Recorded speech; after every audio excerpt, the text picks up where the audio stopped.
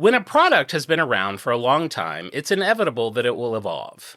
And with this one dating back to 3000 BC, you can only imagine the changes that have occurred over more than 5,000 years. Materials, manufacturing processes, design, and even intended consumers have all shifted and morphed. But despite all of that, the product's health-forward goals have basically remained the same. So why did it remain a stigma for so long? Perhaps it's because it's an intimate product, or because its biggest growth spikes have happened during some of our darkest times. And even though today there are still some that aren't comfortable talking about it, there is one brand that has spent over 100 years innovating and championing it to make it as accessible to everyone as possible. With a variety of styles for every situation, simple iconic imagery, and a bold name, its packaging evokes a sense of safety and sexy times around the world. And that's why this week's On Brand is on Trojan. Trojan's definitely having a cow. You want your favorite show and it's on right now. It's on brand. Welcome to On Brand with Jon and Marisa. Hey, I'm Jon. I'm Marisa. Or should I go, I'm Marisa? Or should I be like, I'm Jon? Wait, I'm Jon. I'm here to conquer your sexuality. Wait, no, that's not. Hi, hey. I love straight voice, Jon. I've got protection. Needn't worry, fair maiden. Thine sword shall be sheathed. Come with me, fisherman's wife. I shall sheath my sword. Okay. Trojan condoms. Our first, for me, I think my first adult brand. Yes. I almost tee-heed when I picked it. I was like, Tuck the kids in bed, light a few candles, let them do something more comfortable. I am coming in with a disclaimer. While we do consider ourselves a family-friendly pod, the subject matter of this episode of On Brand may be for mature audiences. I may use some grown-up words and some immature words for grown-up parts. Oh, great.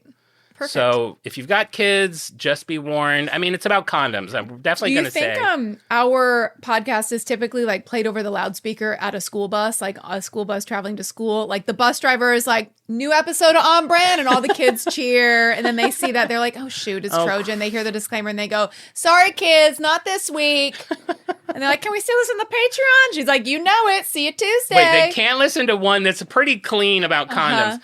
Okay, so it is a big weekend. It's Thursday. Tomorrow, Winter Olympics starts. Sunday, Super Bowl. I completely forgot about both of those things. Well, that's one of the reasons I picked a condom. I was like, you get Valentine's because next week is your show. But I was like, this is still close. And this gives people time to buy condoms for Valentine's Day if they need them. You need to stock up early. It's just like all the Valentine's Day candy. The condoms are also, the shelves are bare by Valentine's Day. You have to stock up early. And I'm really proud because I got my Valentine's like 2 weeks ago because I remembered last year I went for Valentine's and condoms at CVS, and it's already Easter. I know. You get Easter-themed condoms. There was Valentine's merch out when I was at Home Goods in Ohio for Christmas. Disgusting. It wasn't even January. No. It was still, Christmas might have already passed, I don't remember, but yeah, it was December. It's really inconvenient. It's like they want shoppers to, yes, you're shopping for Christmas stuff in July, you're shopping for Valentine's Day at Thanksgiving. It's like, why don't we all just scooch it? Like, what's the rush? Get your new calendar going, babe. Unbelievable. Everybody wants you have a lot of support with that. I love that. Yeah, that'll be part of our merch, a custom calendar. So are you doing anything? Do you have like an Olympic party? Do you do anything for the Super Bowl? Do you make like the cute little I celebrate both, yeah. You make little finger sandwiches shaped like footballs, throw away all the crust. You do all these little fun little things. A tablescape. As much as I love a theme for a party, for some reason my heart is just not in the football. And I know I could make a cheese ball and I could shape it like a football and I could put little like pretzels around it. There's nothing I like more than a cheese that I know has been fondled a lot to shape it. But now that I'm thinking about it, I'm sure people must do this. If not, how did I invent this late in the game? A table looks like a football court. Like just make it. Just make it.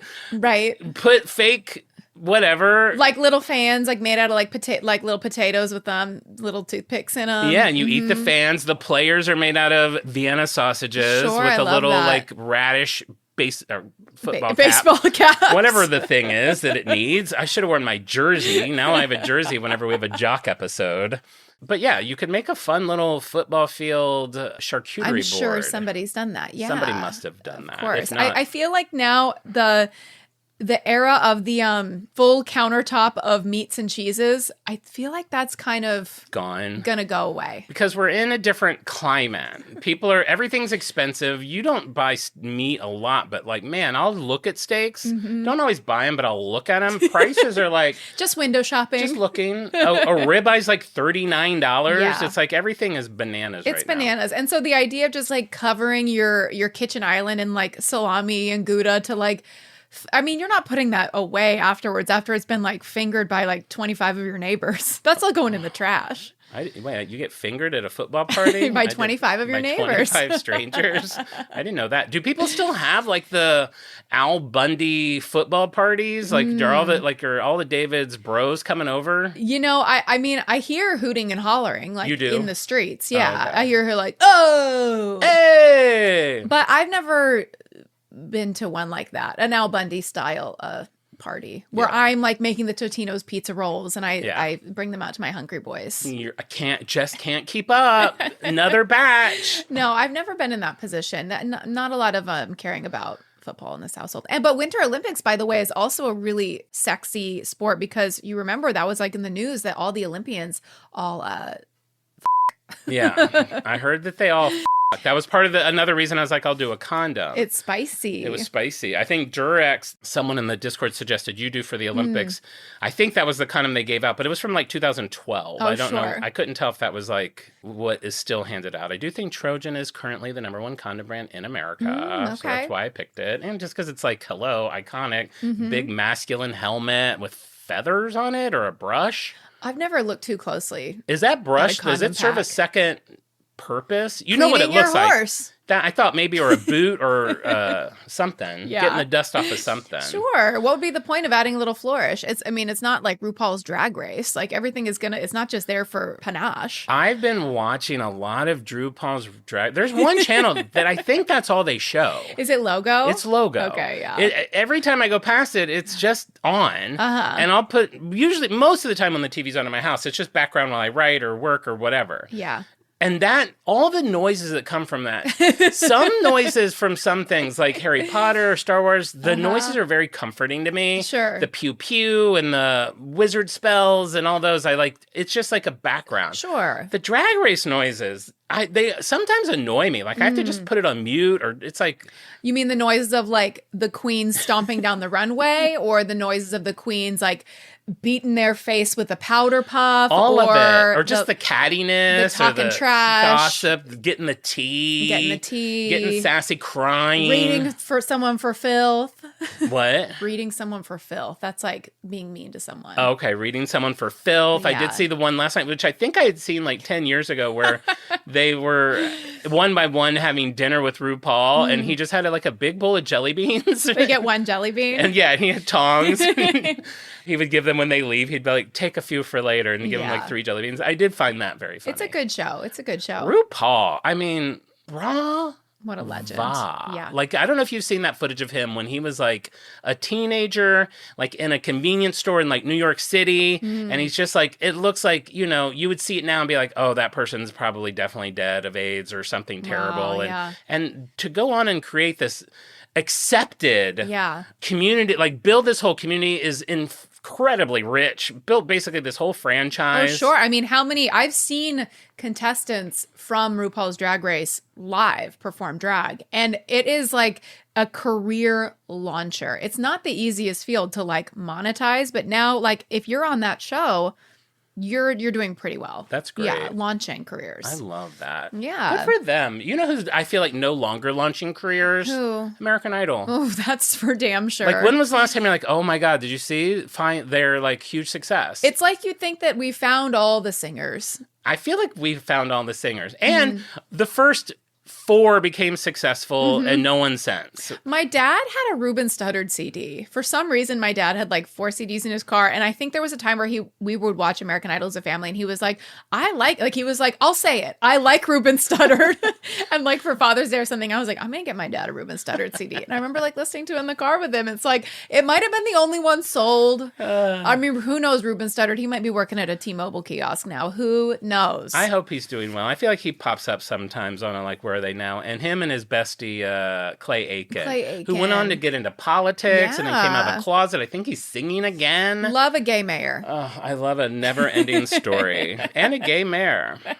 All right, well, let's get into this. Trojan condoms. Here we go. Adult brand. Get the kids out of the room. Give them those big headphones that you put on them when you go to like a loud event. Sure. Give them a screen. Because God forbid you put on headphones to listen to the episode. I want this playing in your Bose sound system in your home on every speaker, and the kid has headphones on. With no sound, just like white noise. Exactly. Yeah. Because I'm going to make a lot of smacky sounds. Ooh, great. This is going to be like an ADR. Like a... Ooh. ASMR. Whatever. I hate that stuff. All right. So the history of the condom name. Where did the name come from? Was it the village of Connie Dom. Connie Dom. Miss Connie Dom in 1742 fell into a hole of a rubber tree. Rubber tree hole. No. I don't think I like the word condom. I don't either. I find it a little icky. I don't like penis either. Like, put that condom on my penis. Blah. That sounds like something Samantha would have said in season 2. Sure. All right. So did the name condom derive from the village of Condom in southern France? The Latin word condus, meaning that which preserves. The Persian word kondu, which is an earthen vessel for storing grain, referencing the receptacle for semen. British physician Dr. Condom. I'm going to say Latin word. Nope. Oh, physician. No. Persian. Nope. What was the first one? The village. The village. No, none of them. They've all been speculated, and they've all been discredited. Like, over the years, I even read an article. This wasn't even part of the show until yesterday afternoon when I was reading an article. And it was like, condom, named after a British physician. I was like, no, it's not. It's like, what are you talking about? I haven't come up with that in my research. And so then I'm like, all over the world, like, British physician who invented condoms. And like, it comes up like, while it's sometimes credited to Dr. Condom, there is no supporting evidence that he had anything to do with it, and blah, blah, blah. So this is condom lore. This is like condom my snow lore about the yes. world record for the biggest snowflake, 15 inches wide and 8 inches thick. Also, your perfect penis. I was going to say the depth of your... Man, this is an off-brandy on-brand. We got to keep it we got to find the line. We'll reel it in. All right, so we don't know where the name came from. What is the history of condoms? Where did they... It's like some guts from a sheep. I love where you're going. Not interested. 3000 BC, we have King Minos from Crete. Now, legend holds, as they often do with things 3,000 years ago, that at one point his semen was cursed. Oh, I believe it. Filled with scorpions and serpents. Wow, they figured out a way to make grosser. What do you mean gross? You just like throw your head back and... So you have this man who has serpents and scorpions in his semen. Everyone that he cheats on his wife with dies. That's why they think that. And he's like, listen. Did anybody check like the wife's knife drawer? Apparently not. I mean, records are blurry. It's 3,000 years ago. If I got cheated on multiple times, I might be feeling a bit stabby as well. Well, believe it or not, there was enough love between him and his wife, and he was like, I couldn't tell if this was his idea or her idea. But at some point, one of them decided to insert a goat's bladder into her vagina. And then he was able to make love to that. I'll tell you right now, it wasn't her idea. Not her idea. There you go. Update the encyclopedia. Bring me my goat. Oh, it's not even feeding. Bring me my goat. You never know. You know what they say? We do crazy things for love. Boy, ain't that the truth. Ain't that the truth. So some people credit this as being the first condom. Now, in Egypt, 1350 BC, we've moved on to fine linen soaked in olive oil to create what is called gland caps. So I'm picturing a little like coat cap on the tip of Okay. your wang. Yeah. I like that it doesn't have to cover the whole thing. Sure. It's just like a little newsy cap. Is it like when you're filling up a water balloon at the faucet? No, nothing Okay. like that. It's like a newsy cap. Okay. Extra, read all about it. New way to not get knocked up. Most of these things I don't even think were about pregnancy. I think they were about, there's a lot of diseases going Curses? on. A lot of the clap, which is Yeah. gonorrhea. I had to search like, which disease is the clap? Oh, yeah. Have Gon- you had the clap? No. Where am I getting the clap? I don't know. You had Twice. Beep that out. They have to go to Patreon to get that lore. So, yeah, and syphilis. A lot of things are going around. So people Sure. were trying to protect themselves from this. So the Egypts are using these olive-soaked linens. They came in different colors, which distinguish which class they were. I had read at some point, at one point, like condoms were only for the elite. Like it would take like a week or a month's earnings to be able to afford a condom. Jeez. So, Have you ever heard of pulling out? babe, not then. You think the Egyptians are like, Free. pull out? No, they're too like. They don't know about that? No, not yet. They're still animals. So they're trying to protect themselves from this disease called bilharzia. Ooh, I don't want that. And you don't. A tropical disease caused by flatworms. I hate anything that involves a worm in a human. Oh. Can't do it. Medieval times and Renaissance eras, condoms are made from sheep and calf intestines. Yuck. 1564, Italian anatomist, is that how you say that? I don't know. What is Anatomist. Anatomist? Described a linen sheath to prevent syphilis. So you got a lot of linen, you got a lot of animal innards, you got a lot of Sure. gonorrhea, you got a lot of syphilis. Everyone's just trying to figure out how can I get off and cover this up and be I mean, safe? all those sex scenes from Game of Thrones, aren't you just thinking about, ugh, what does that bush smell like? I do feel like they're a little stank. Oh, a bit A stanky. little bit stanky. I'd agree with that. They're a little bit stanky. Well, let's hit the fast forward button. Let's get into the 19th century, the rubber revolution. Hello, Charles Goodyear, 1839. He invented vulcanized rubber. This is Ooh. durable, it's flexible, it's suitable for manufacturing, and a few years later, he's able to use this to mass produce the first rubber condoms. Okay, cool. Great. Big Great. step forward. We're Great. not using a cat's insides. Thank you. We're not killing sheep. Perfect. We now have a rubber condom. The issue with these are not perfect condoms. Mm-hmm. They're about as thick as a bicycle tire. Oh. They're not able to make them in one, like a mold. Okay. So there's a seam that goes lengthwise Oh. down it. Oh, So they're not perfect, but they are still definitely superior to animal products. yes. They're more affordable and probably more hygienic. Fun note about these Goodyear condoms, which is probably why they were called rubbers. I'm just throwing that out there Yeah. as fact in the condom world. They were intended to be washed and reused. Ooh, grandma's clothesline. Bunch of little condoms hanging on it. Tink, tink, tink, down by the river. The river's full of scorpions and lizards. All right.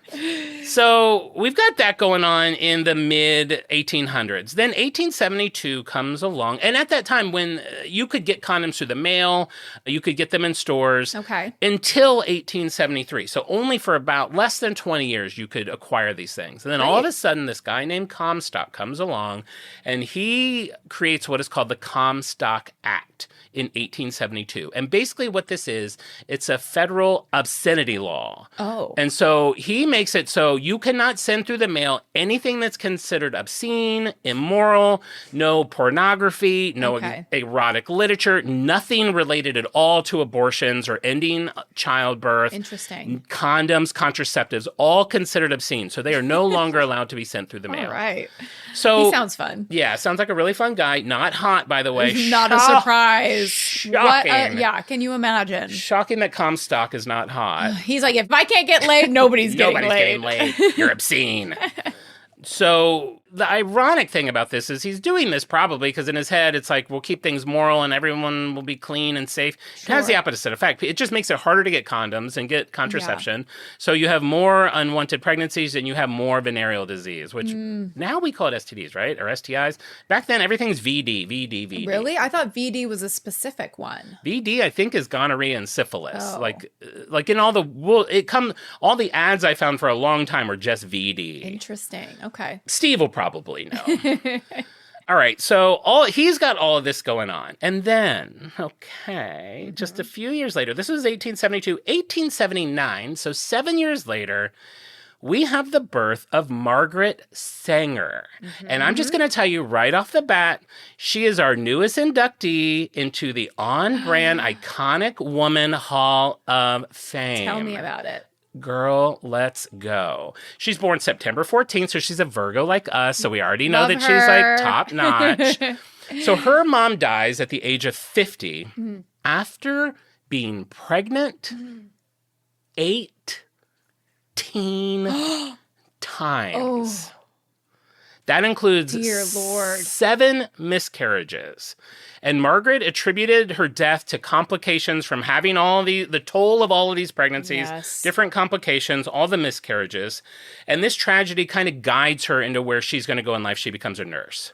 So she's a nurse in New York City. She's working in the slums of New York with low-income women. What does she see over and over again? Suffering and dying from women with pregnancy issues, botched or illegal abortions, just death all around her from all these things. And she really has a moment. And she's like, you know what?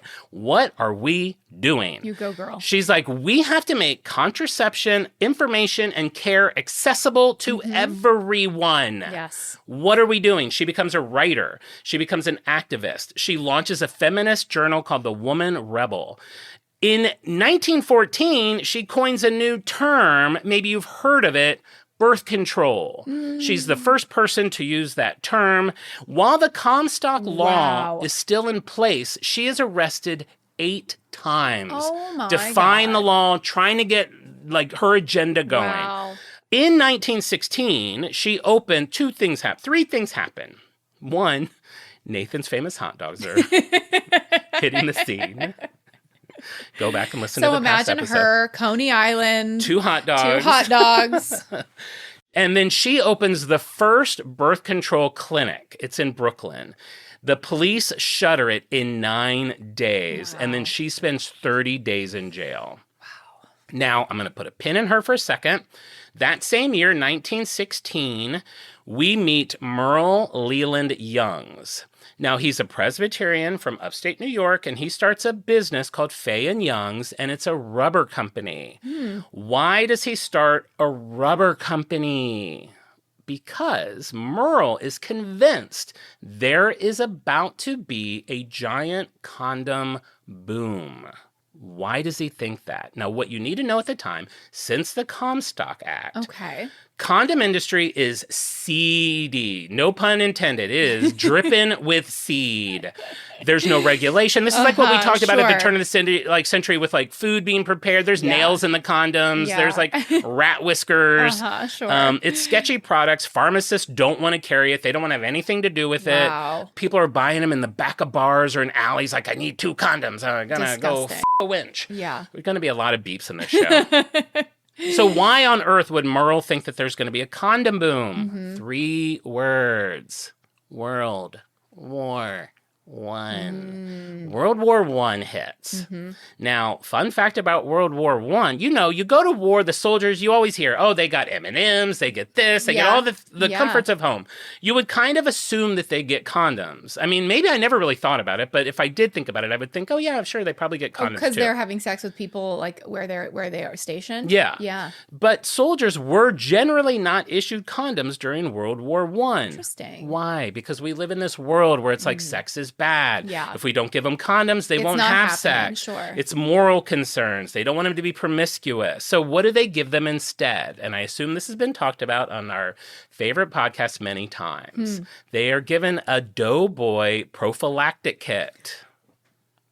What are those? It's basically a rag to wash your dong with after sex and a little syringe to like clean out your urethra. Urethra. Oh. And that's it. Oh. And they're like, that'll take care of the VDs. Oh, wow. Guess what?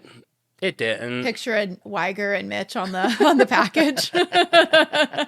They should make... After they see them, they go, you know what? Maybe I won't have sex. It's just, the prophylactic is just looking at the Doughboys. The Doughboys spread eagle on a prophylactic. You know what? Maybe I'll go to the movie. Maybe I'll just go to the movie. Maybe a penny arcade. Maybe a penny arcade. Let's head down to a peep show. Oh, man. So they don't work. Roughly 400,000 cases of syphilis and gonorrhea are reported. Panic ensues. Public health officials are like, all these diseased boys are going to come back here. There's full-page ads in the newspaper about gonorrhea and syphilis and how to avoid it and why it's important and don't sleep with prostitutes and here's what's going to happen when you get it and this and that and this and that. And then cut back to Merle and he's like... I told you. I saw this coming. Yes. Panic equals opportunity to him. But he's from the church. He's like a Presbyterian. Yeah, he's a good boy. He's a good boy. Wow. And he's like, maybe this good boy can do good in this community. Interesting. Okay. But he's Presbyterian, so it's not, that's a little, I feel like a little looser. Are they a little less strict? I feel like it. Okay. I'll probably maybe get some heat on that. We went to Presbyterian church when I was young. Bowls of condoms being passed down the aisles. Yeah. Dongs aplenty, plates of dongs. So he's like, what he thinks is going to happen and what is happened is all of this panic is going to lead to a natural more acceptance of condoms. Like nobody wants the clap. Sure. Nobody wants the diseases. And it's like you can't just pretend like if there's no condoms, it won't happen. Like it's going to happen. It's going to happen. Yeah. So he gets in on that game. So he gets into the condom game with this belief that after the war, there's going to be this big uptick in the need for condoms. And sure enough, the war ends 1918, and there is a big trial between who? The people of the state of New York versus Margaret Sanger. Wow. She's in there. She's now on trial for the clinic that she'd opened 2 years earlier. And unfortunately, the court does uphold the conviction against Margaret for violating the anti-obscenity laws for operating that clinic and not being a doctor. So that's no good. But the Judge Frederick Crane, does significantly narrow what the Comstock Act can do by saying that condoms can be used to prevent disease. Okay. So physicians could now legally prescribe them to prevent and cure diseases. It broadened the definition of what diseases is, which became any situation threatening the health of a married individual, not just strictly physical illnesses. Okay. And this has a really huge impact on the whole act. The ruling paved the way for the establishment of legal doctor-run birth control clinics in New York. It also allowed condom manufacturers to start advertising and selling condoms as long as they were being advertised to prevent disease. It could not be about fertility or preventing pregnancy. It has to be a disease. I mean, sure. If you happen to also not get a chick knocked up, sure. Nothing wrong with that. So it sucks that Margaret still got her spanking, but it was a huge step forward in legalizing birth. Knowing that slut, she probably liked it. No, we don't talk about Margaret that way. Wait till you see her. She is hot. She's an empowered, she's not apologetic about her sexuality. She's the Samantha of the time. No, she's the Carrie because she's a writer. And she's true. all of them. She's even New York She's City. in New York. So what becomes of Margaret after all of this? Because she's not really, the main part of our story. She has nothing to do with Trojans itself. In 1921, she founded the American Birth Control League, the ABCL. In 1939, that merged with other organizations to form the Birth Control Federation of America. And then in 1942, they officially adopted the name Planned Parenthood. I mean... Wow. Planned Parenthood and birth control. One woman. Crazy. Get me a bobblehead for the shelf. I need it. Her and Sarah Josepha Hale at a dinner party. Imagine what they would talk about. If I could only have dinner with two people who were dead, it would definitely be Abraham Lincoln. Okay. Andy Warhol. Wow. Yeah, and then I didn't look into this. At some point in New York, there was like a little like street sign to her. It said it was taken. It said it was there until 2020. Okay. And then that made me a little depressed. I didn't want to look into it to see why it was taken down. Yeah. But she's definitely, you know. What a legend. What an icon. I know, we love her. We need new friends. I feel like nobody we know is ever going to do anything I'm the of closest significance one. with their life. I'm the closest Like, one. imagine one of our friends being like, I'm going to start a league and a commission and I'm marching and I'm going on the steps and I got arrested, but it's like... So you don't want to go see Avatar in IMAX? Wow. Sorry, I'm imprisoned for standing up for what's right. I'm in prison. You have a collect call from prison? Oh, God, it's Roberta again. Okay, so now we're going back. We went to 1942 to get to Planned Parenthood, but now we're Right. back in 1920. Sure. Merrill Young's has now changed the name of his company to just Young's Rubber Corporation. He's been selling rubber condoms for the last 4 years under the name Trojan. Oh, okay. Why Trojan?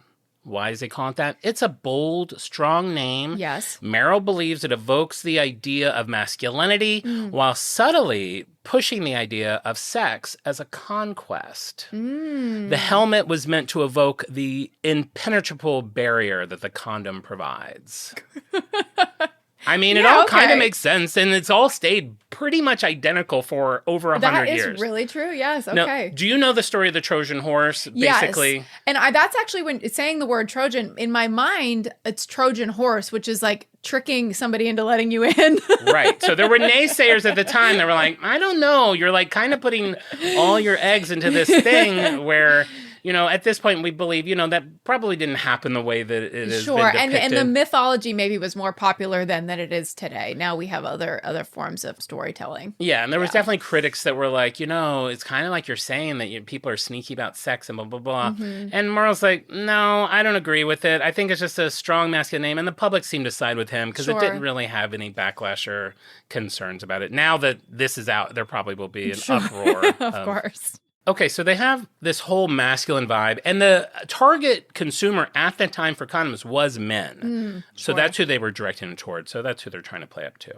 Now, 1920, a couple of things happened. One, AMC Theaters hits the scene. Go back and listen. And there's also a huge step forward for condoms. Merle's company introduces latex condoms, the first latex condoms in America. They're stronger, they're thinner, they're more practical. There's no seam.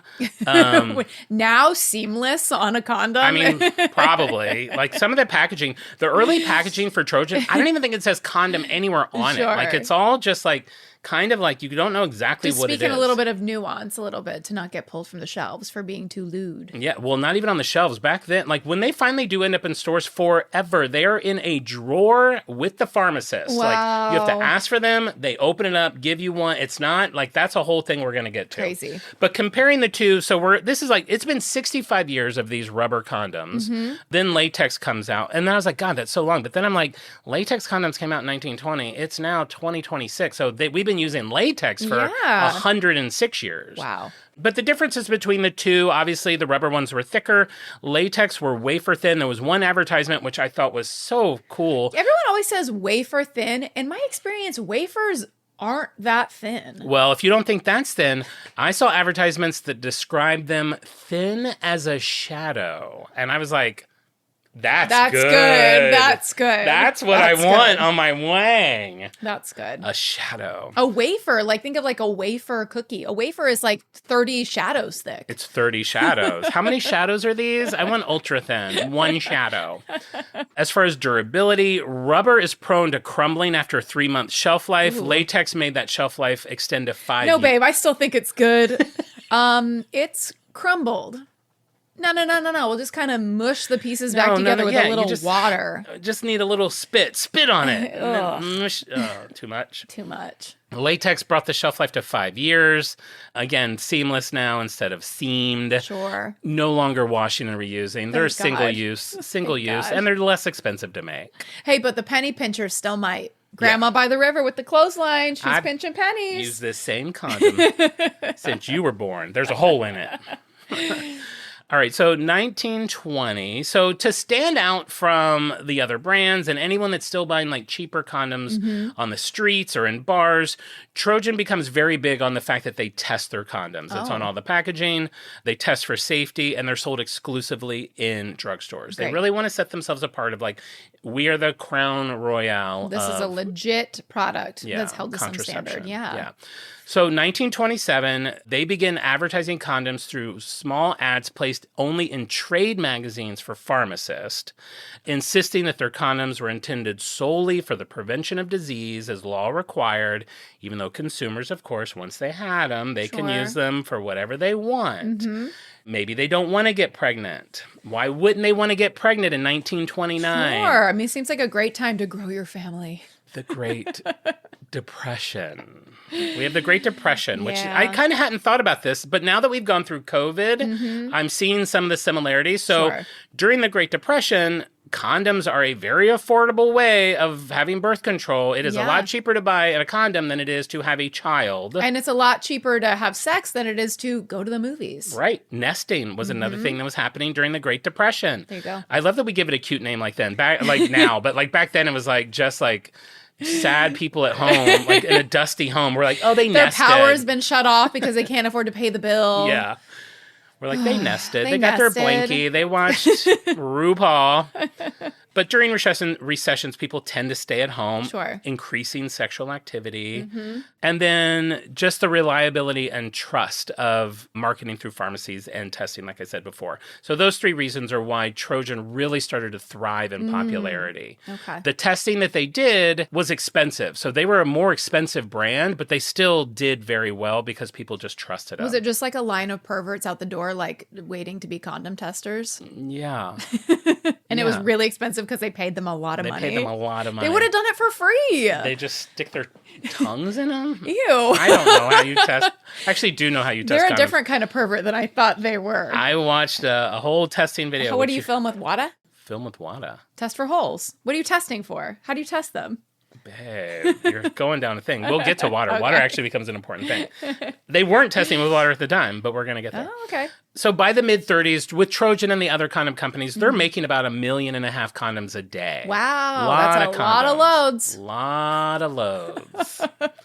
Then on October 4, 1937, I didn't even look at the thing. I wonder if there's anything. Let's look real quick. Check the timeline. Sponsored by Imperium Shaving. 1937. Oh, 1937. The year Polaroid makes its debut.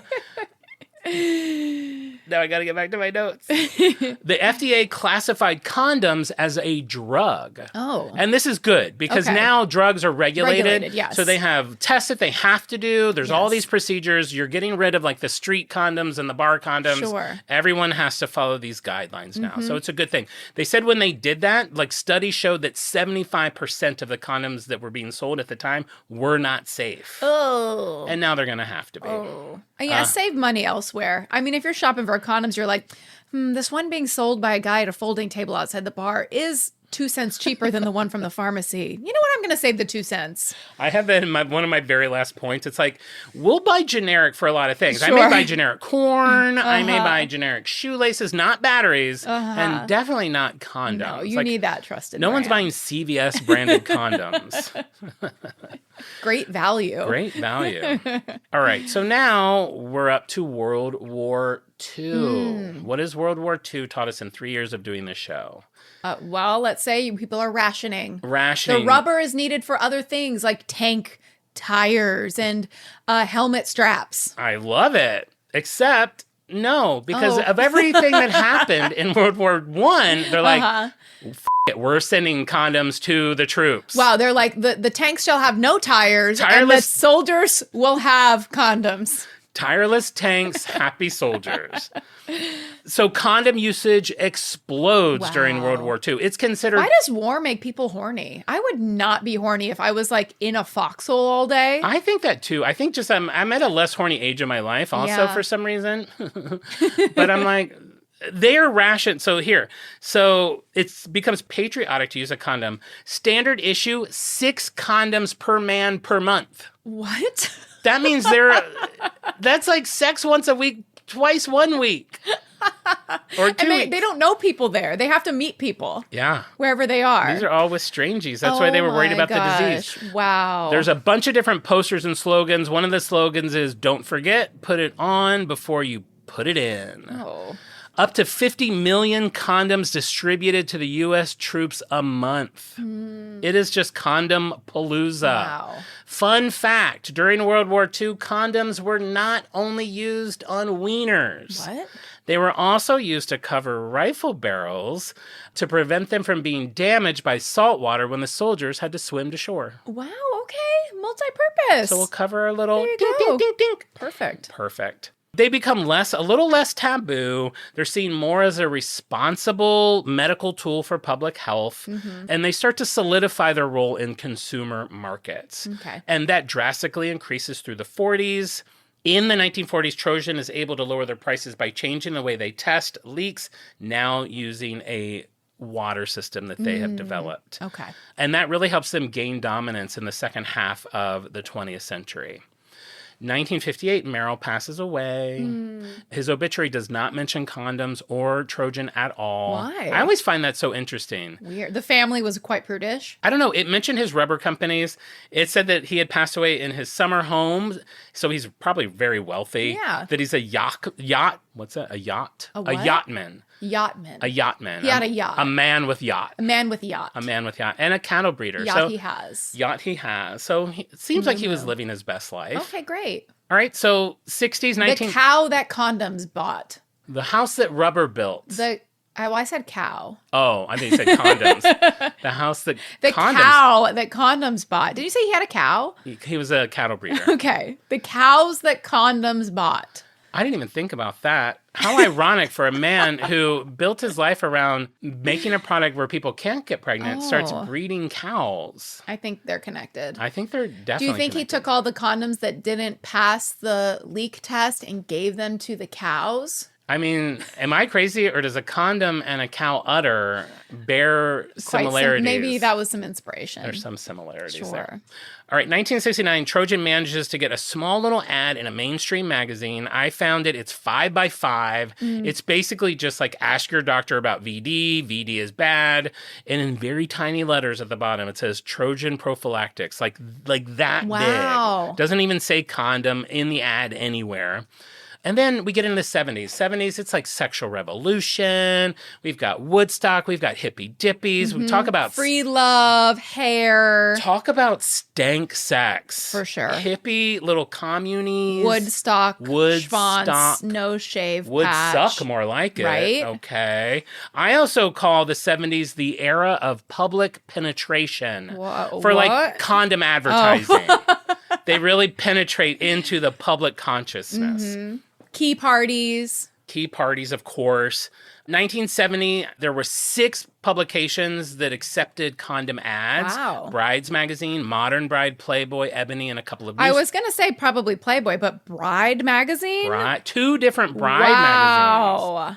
That's shocking. You want to get married, but you don't want a little bundle of joy. There you go. Yeah. Interesting. 1971, I know I'm throwing a lot of years at you, but 1971, Trojan and DC Pharmaceutical Association created this whole campaign. So in Washington, D.C., all the pharmacies had like this big blue placard warning about VD. At the bottom, again, in very tiny letters, it said young drugs, Trojan, but it came with pamphlets about VD. It told you where the nearest clinic was. Trojan, I do think, was a big advocate for trying to like do good in Yeah, this like space. public health. But they're sure. also like a product. So they're Yeah. clearly want to be the one to like sell it. I did see a statement that I thought was interesting from around this time period where health officials expressed regret when the pill came out and really focusing on that and kind of making people not feel like condoms were important when really condoms and abstaining from sex are the only ways to prevent STDs. True. You can certainly get an STD. With a pill, pill, you can yeah. definitely. So there was a little bit of regret there. Interesting. That they had kind of made people maybe see condoms as less important. But now you start to see some stores taking condoms out from the counter and making little counter displays. In 1973, 2 store managers in New Jersey are threatened with arrest if they don't take down their condom display. Wow. So young Young's drug is like, no. They take them to court. The court is on their side. They're like, you can absolutely, everyone in New Jersey can have a condom display. You can't. And they should. And they should. It has to be inside. You can't see it from the window. That seems fair. But it's considered a really big win for them. But for some reason, a lot of stores are not in a rush to comply with it. Yeah. A lot of pharmacists just don't want to be part of it. I think even today, because even I think I'm guilty of this, I see condoms as promiscuity. Like you see it almost as, I don't just see it as, it's like, oh, you're having sex. Yeah, well, of course. Right? Yeah. But like back then, I think that was a bigger deal. Even more so, yeah. Much more so. Well, we're still of an older generation. Maybe kids these days don't see it as much so. But I would like if I was walking my child in a drugstore and there were like condoms at eye level, I'd be like averting my child's eyes. Yeah. Yeah. Yeah. I know, We're it's prudes. interesting. We're prudes, but we were also raised that way. And because of all of these things, that is Exactly. why we are that way. Exactly. But what's really interesting, so this is 1973. What's really interesting, all the articles I started to find from like 1977, 78 on, they were like, we're no longer whispering, condoms everywhere. One of them was like, it's as easy to get condoms now as it is to get aspirin or lipstick. It's like, in that, I don't know what happened in that 5-year period, but it was like, those few cracks really kind of like set it on its way. Wow. And then, of course, we get to the 80s. What is the 80s all about? Madonna. Yeah. Prince, Of course. Michael Jackson, and AIDS. HIV, AIDS. Oof, rough transition there. Okay, yeah. So, AIDS. I mean, I'm not going to go that much into... We're not going to do little funny jokes about AIDS. No, we're not going to No. No, I'm really not. We're If not. you think I'm about to, I'm not. No. I'm going to play this. Oh, you wrote a song about AIDS and you're going to play it? Yeah. I've worked on this last night. So this little like PSA, I think kind of like sums up what we're feeling in the 80s. Okay. AIDS isn't just a gay disease, it's everybody's disease, and everybody who gets it dies. The Surgeon General says proper use of condoms can reduce your risk, so you'd be crazy not to use them.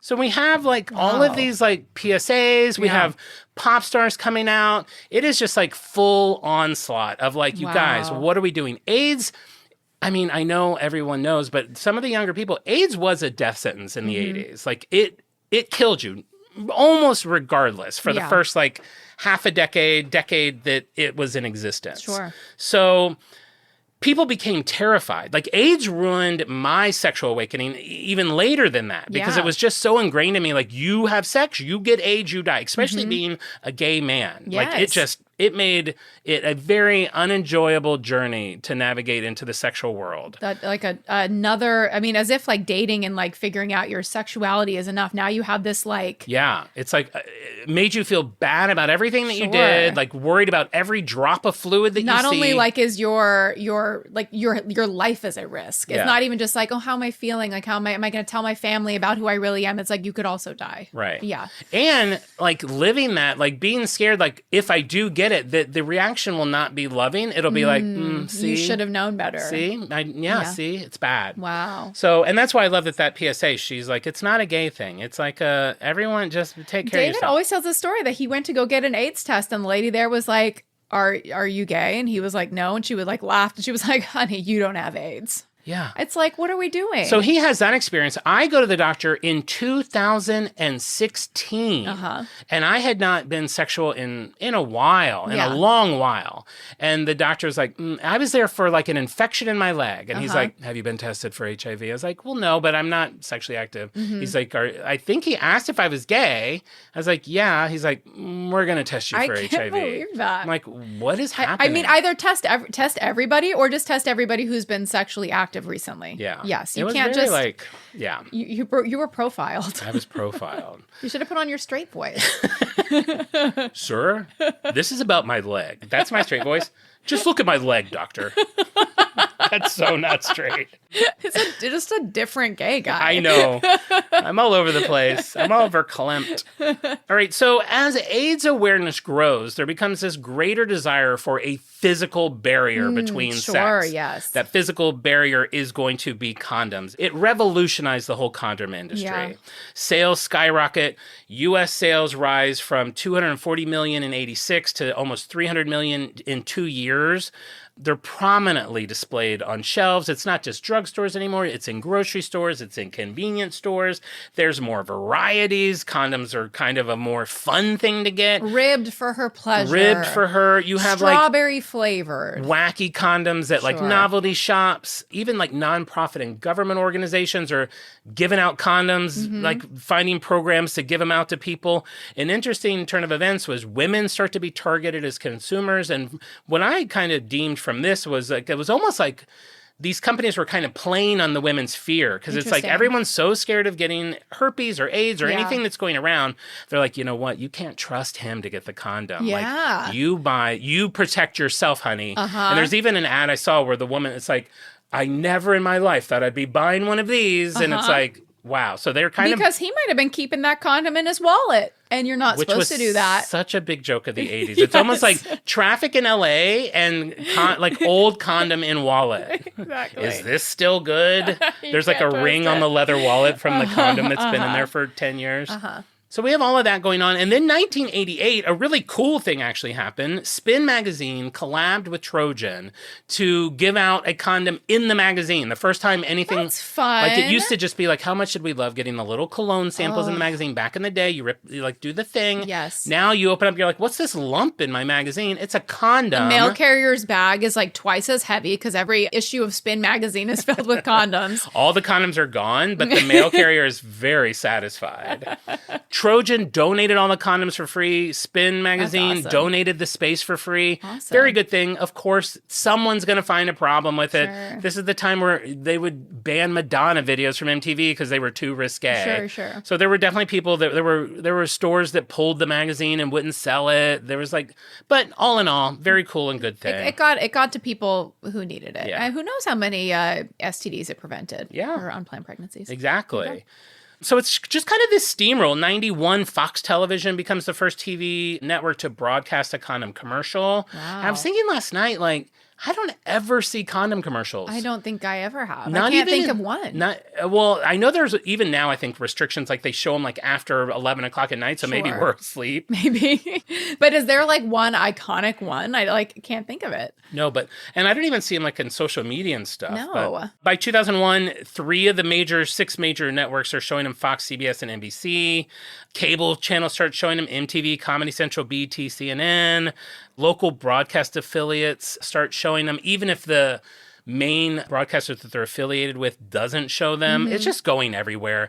And it's not even just because, like, at this point, we're in, like, the 2000s. It's no longer just about the HIV epidemic. You have more sex in television. Yeah. You have local stations that have already kind of tested the water, so, of course, bigger stations are more comfortable with it. The FDA had made a decision in 97 that loosened showing commercials for prescription drugs. I was going to say, it doesn't seem any more prudish than the inundation of boner pill commercials. Yeah, exactly. Which I guess before 97 wasn't really allowed. Maybe that wasn't a thing. And then once those are, they're like, well, condoms are a drug too, so we're allowed in. And then I guess Johnson & Johnson had done a big push to have ads for their birth control pill, and that kind of helped pave the way too. So the 2000s are really just about continued expanding of advertising. 2016, they start like having Snapchat ads. And if you watch those, like now where it's literally just like, we're going to like it's like two guys at dinner like, you know what, maybe we should go. And they have like a box of Trojans on the table. There's now this year, like one of their slogans is let's go. It's just like, let's go. We're in it. We're in it. Okay. We're sexual beings. Let's not beat around the bush, so to speak. I got something you can beat.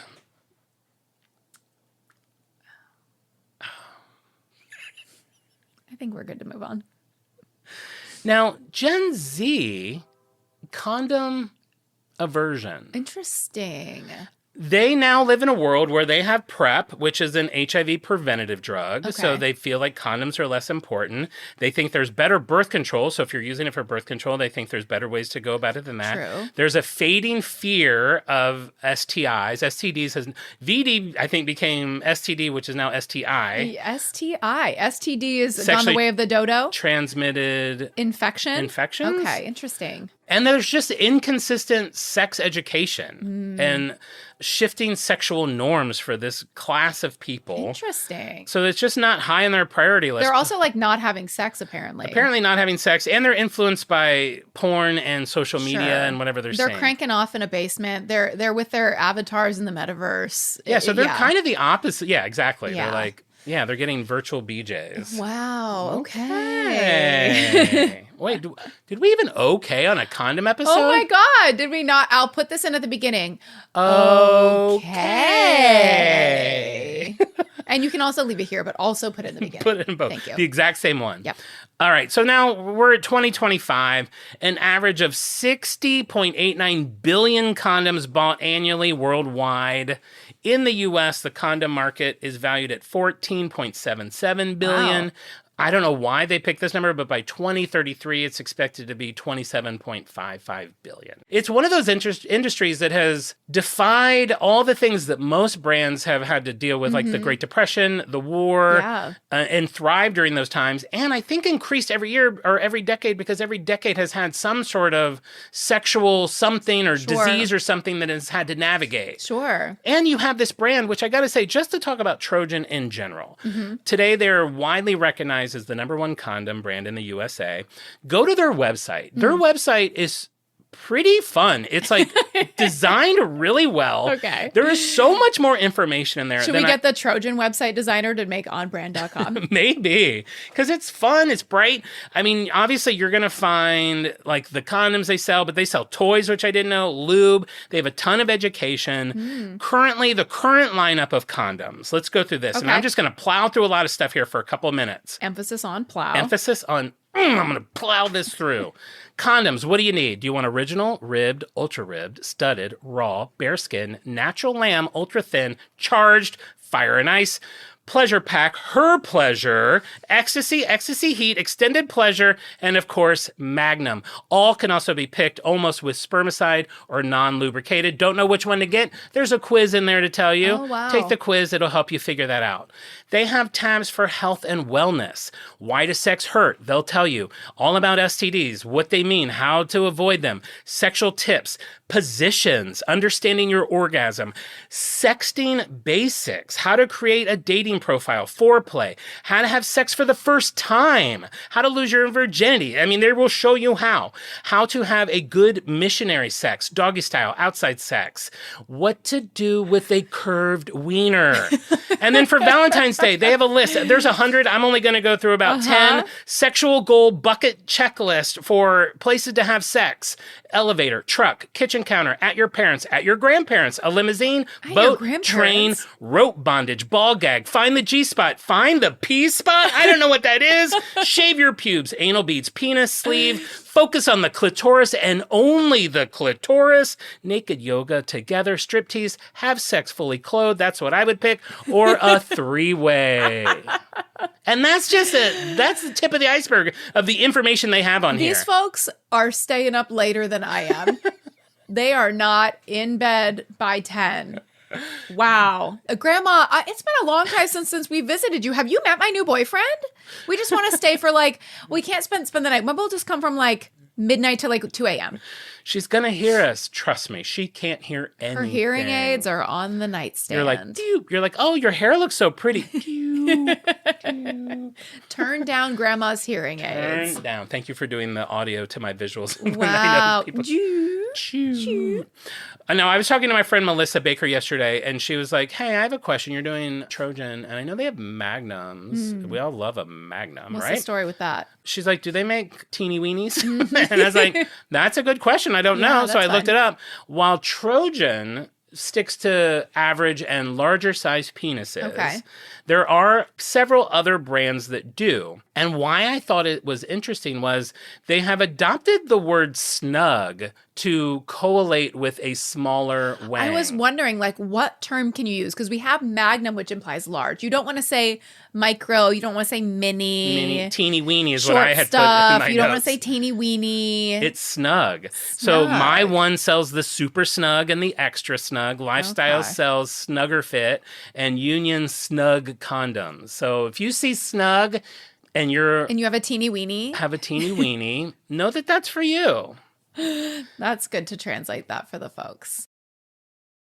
Yeah, and then that's Wow. pretty much it. I mean, I guess the question is like, why is Trojan so successful after 110 year anniversary Wow. this year? And I think the main reason is it's a brand that evokes trust because it's been around forever. Sure. It's like Coca-Cola in a way that it hasn't really changed its look, its name, Respect its that. helmet. Name brands reign supreme.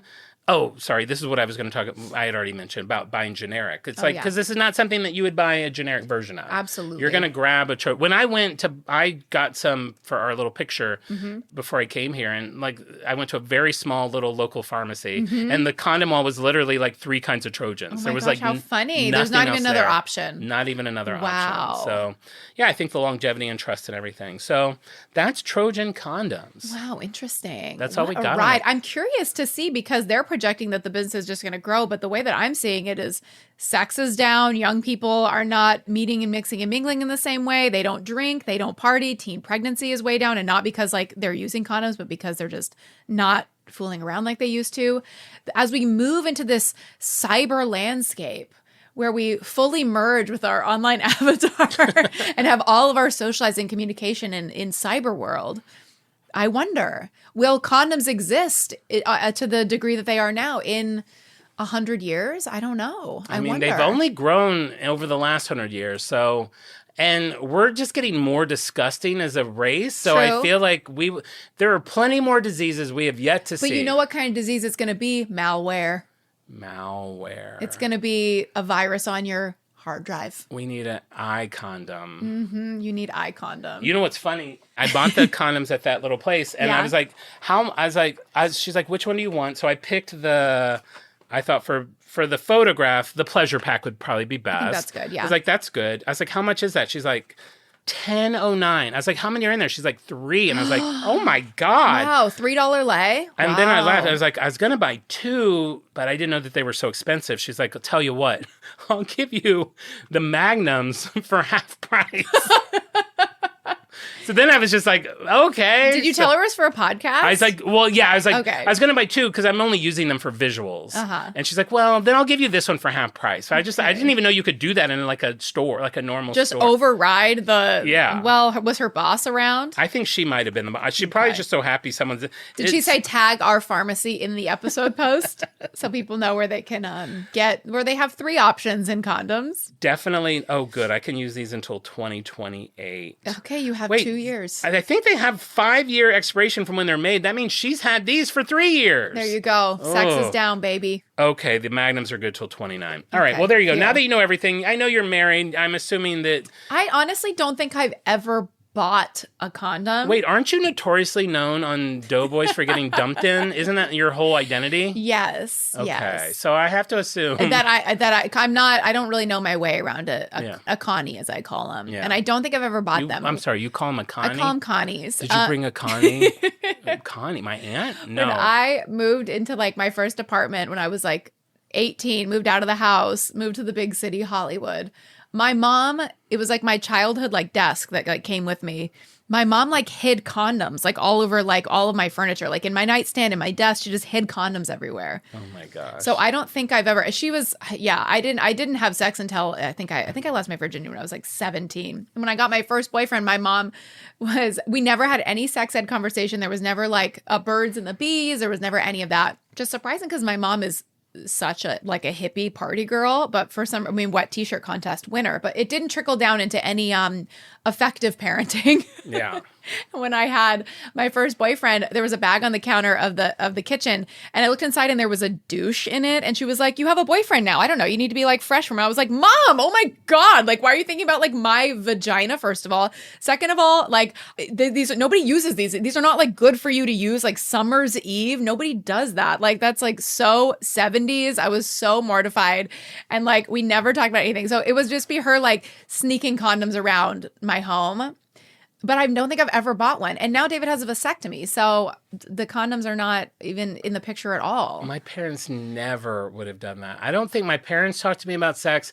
I do not I feel like I slightly remember maybe having sex ed in high school. Yeah. But it's like some like balding 48-year-old man that we're all giggling at because he says Sure. penis. So it's like, I don't feel like now I really understand my body and what I'm going to do with it. In the TV show version of it, they hand out condoms and they give every kid a banana, which, by the way, that's a lot of bananas. Okay. And I'm in it just for the bananas. I leave with like 9 bananas and no condoms.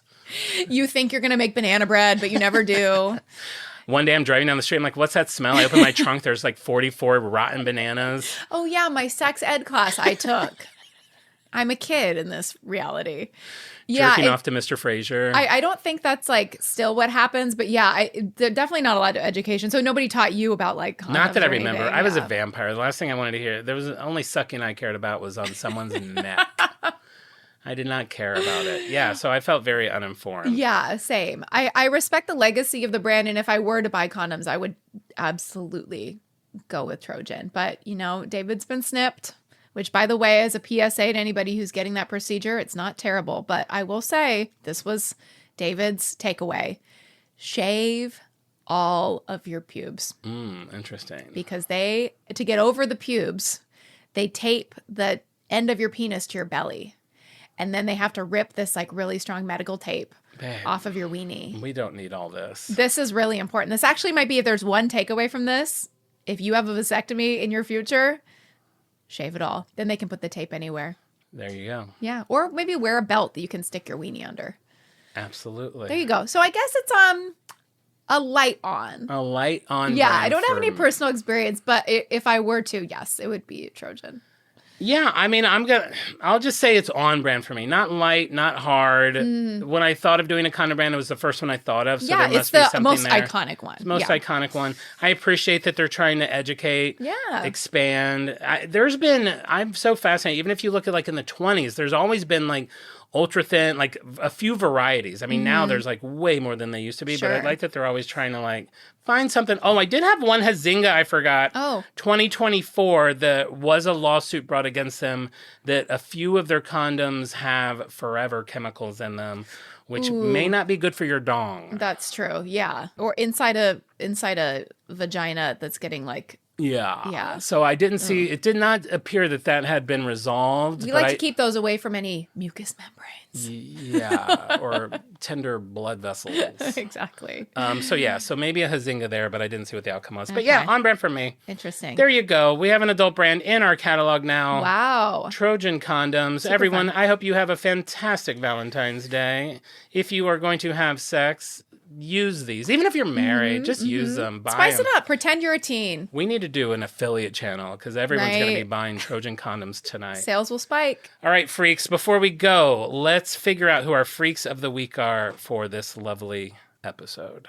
And if you don't know how to become a freak of the week, it's pretty easy. Every Wednesday in our Instagram story, I post a little puzzle. If you solve that puzzle and get it right, I'm going to send you a little freak badge to let you know that you got it right. I'm going to add your name to our Wheel of Freaks. And I spin that wheel 5 times, and those people are freaks of the week. It's as simple as that. And these lucky people did it for this episode. This is for the J. Crew Insta Egg. Congratulations to Tracy Kingston, Hannah, Leanne Droz, Tim Murphy, and Britt Archer. So thank you guys so much for playing. I really appreciate it. I love making those eggs. I love all the response I get from you guys doing that. And check out our Instagram as a whole. We post a bunch of stuff on there, little posters for the show that Marisa makes, little supplemental materials about the show. You can see what Margaret looks like and how hot she is. A lot of fun stuff on there to check out. Oh, and I wanted to do a quick shout out to anyone in our $8 Super Freak tier on Patreon. It is time for your first annual patch that we're going to send out to you. We are looking for everybody's address. So if you're not active on Patreon or the Discord, if you could go on there and look in one of our most recent posts, you'll see instructions on how to give us your address if you want the patch. If you update your address, we are going to send that out to you very soon. And while we're giving shout outs, I'd like to shout out a lovely listener who left us a 5-star review on Apple Podcasts. We have Trireg, who says, a hard on brand for me. Find a brand you love, give a listen, and by the end, you'll be a full-fledged brand freak, eagerly awaiting every Thursday's new episode. Unwilling to just be engaging, witty, and well-researched hosts, Jon and Marisa seemingly cannot help but create an environment that's as playful as it is passionate about the histories and frequent hilarities behind the brands that you encounter every day. Buckle up, but be ready to pull over. This is sure to be on your must-listen list once you give it a shot. Wow. You said it all, Tri-Reg. That is a lot of words and very nice words. You are so nice. If you haven't left us a review on Apple Podcasts, please do that. I think it helps promote the show. I think it makes us more likely to pop up in front of more potential listeners. It boosts our morale. It gives us a pat on the back. You can check out our Instagram at OnBrandThePod, TikTok at OnBrandThePodcast to play John's Insta Egg game and chat with him there while he lays in bed, in jeans, in shoes, uncovered. With 4 peeps. With 4 peeps. And an octopus to caress. With that, we'll be back next week with an all-new episode. And remember, we may go off topic, but we'll always be on brand. Bye. Goodbye. Happy whatever. It's too early for Valentine's. Wait. Meh. Meh. Meh. Happy Olympics. Happy Olympics. And Super Bowl. And Super Bowl. Bye.